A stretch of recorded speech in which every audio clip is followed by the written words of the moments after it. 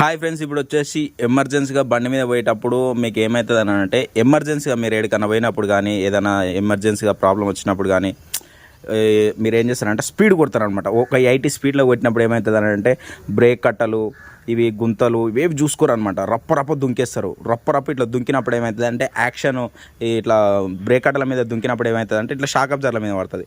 ఇంట్లో ఆయిల్ అనేది సర్క్యులేషన్ అయినప్పుడు ఏమవుతుంది అని అంటే, దాంట్లో ఆయిల్ సీల్ వేయక అవసరం ఉంటుంది. ఇంకోటి ఏంటంటే, గుంతలలో గప్పుకున్న పడంగానే ఈ బ్రేక్ ఉంది కదా, ఇది ఉంది కదా బ్యాలెన్స్ రాడ్, ఈ బ్యాలెన్స్ రాడ్ అనేది ఇక్కడ చూసిరా, ఈ కట్టు ఉంటుంది.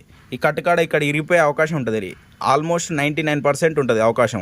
లేదా ఇది లైట్గా బెండ్ అయినా కానీ రైట్ సైడ్ కానీ లెఫ్ట్ సైడ్ కానీ గుంజడం అవకాశం ఉంటుంది. ఇక్కడ ఇగో లోరమ్స్ ఉన్నాయా, ఇగో ఇట్లా క్రాక్ వస్తాయి అనమాట.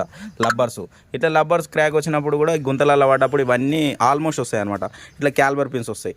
గుంతలలో ఏంటంటే కొంచెం స్లోగా వెళ్ళారు అనుకో, కొంచెం బెటర్గా ఉంటుంది. ఓకేనా ఫ్రెండ్స్, డన్.